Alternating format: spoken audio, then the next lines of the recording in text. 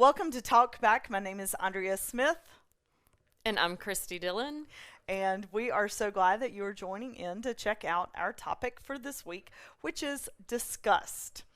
Yes, and by the way, if you saw the sermon on Sunday, she told the most disgusting story, and half of us were, behind my mask, you should have seen my face. You were not kidding. I'm a frequent flyer, and that totally disgusted me. I could not believe that actually happened.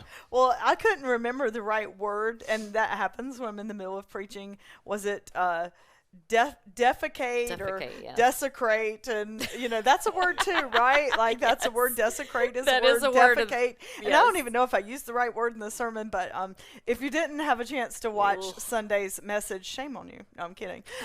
No guilt for not watching the message, but I did tell a story about a guy that was on an airline, and he got so angry because they wouldn't serve him another alcoholic beverage because they said he was intoxicated.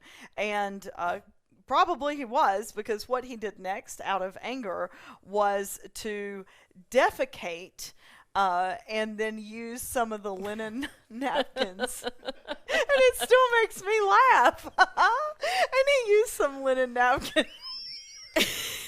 Sorry, to wipe it up. And then he took his feces and wiped it all over everything, and they arrested him when the plane landed. So Yes.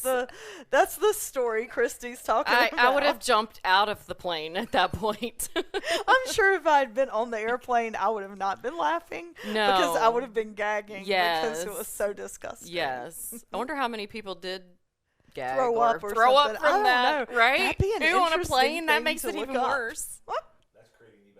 Disgust is, pool, when yes. that starts happening, it just kind of trickle Yes. effects.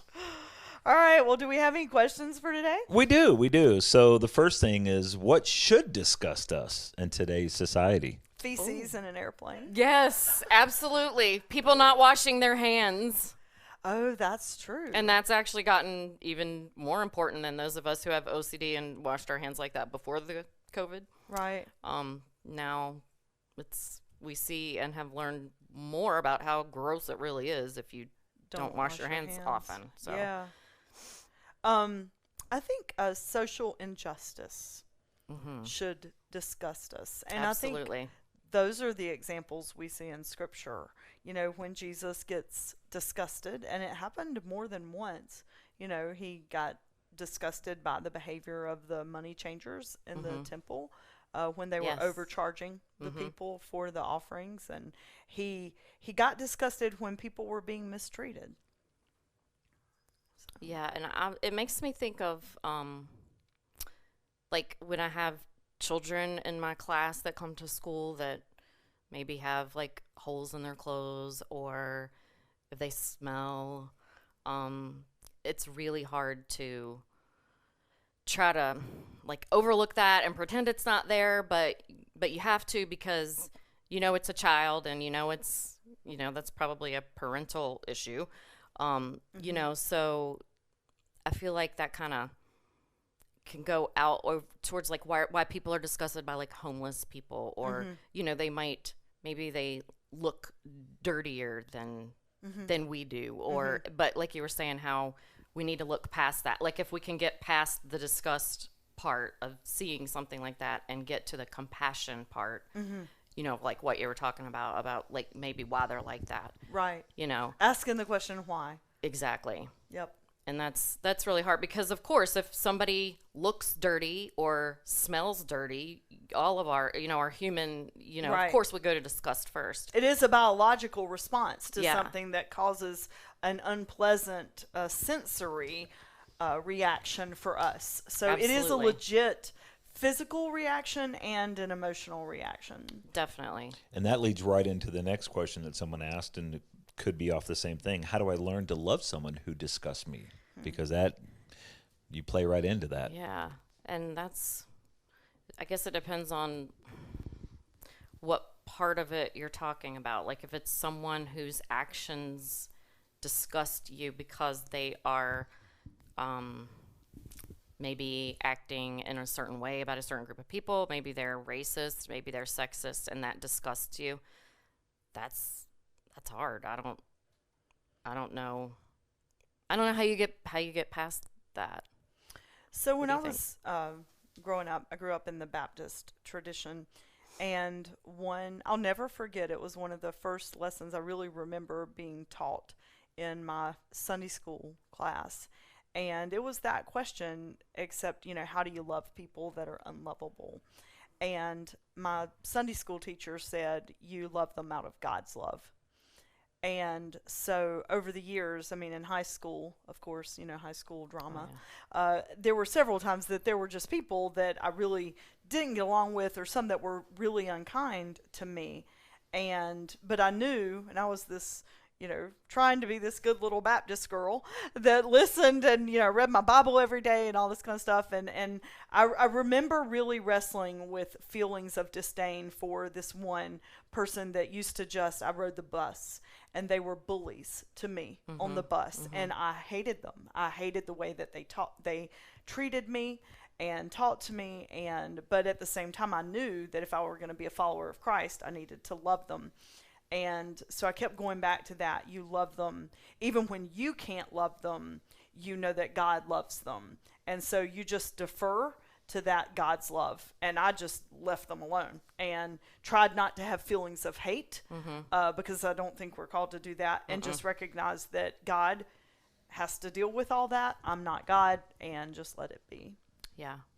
And I think that's really tough. I think that sometimes, like, when we can get past that, if we see someone treating someone like that, especially now, I think it's our responsibility to step in, and say, you can't treat that person, or you shouldn't treat that person like that. Like they are doing in the schools now. See something, say something. Yes, exactly. Not that we're in school, but right. What I mean. Yes. Yeah, but that's good for just society in general. Right. See something, say something. Yeah, when people are being mistreated. Yes, and I asked somebody one time, and this is just how hard I am on myself. I asked a friend of mine, is it okay? Is it being hypocritical if you hate the people that are hateful to people? You know what I mean? Because I'm not perfect, of course, and I have racial bias, and, we all do. And, but when I see somebody or a group of people that are being mean or hateful or to someone else, I don't, do you understand what I'm trying to say? Yeah, I do. It's so hard because then obviously I feel like we should have a responsibility to step in and say something. Right. And that's hard to do too. Yeah, it is hard to do. And sometimes it puts us in unsafe situations. So I think first we have to always be safe. That's true. But I do think, as hard as it is to say and even harder to live by, even when people live out of hate, we can't hate. Yeah. Because then we just keep the cycle of hate going. I think we can hate their actions, and we need to pray for them and try to lead boldly. But I don't think, this is just my personal opinion, I don't think we can hate people. Yeah. Well, I guess that just answered my question. Maybe that is hypocritical. No, because I don't think it's hypocritical, because you're wrestling with it. Okay. I think it's hypocritical if we say, oh, I'm this amazing Jesus follower and I'm so good and all this kind of stuff, and then we carry biases and hatred in our heart and we don't acknowledge it. We are human, and so that's not a free pass to hate or whatever, but I think anytime we are wrestling with something, it means we're trying to grow and be transformed. And that's what salvation means, is transformation, and it's a journey and a process. So I think the fact that you're wrestling with it means you're not being hypocritical. Well, thank you for reminding me of that. I really believe that. I do too. I believe hypocritical is when we think we've got it all because I worry figured about out. that, Me but too. sometimes that if the hate hits you and you can move past it, sometimes maybe it'll like move you into action. Yeah. Yeah. Well, and I do think, hate the action, not the person. Right. And that kind of plays again into the next question, again, maybe all related. How should we respond when someone is acting out of their disgust for someone in a hurtful way? How should we respond when someone is acting out of their disgust for someone else in a hurtful way?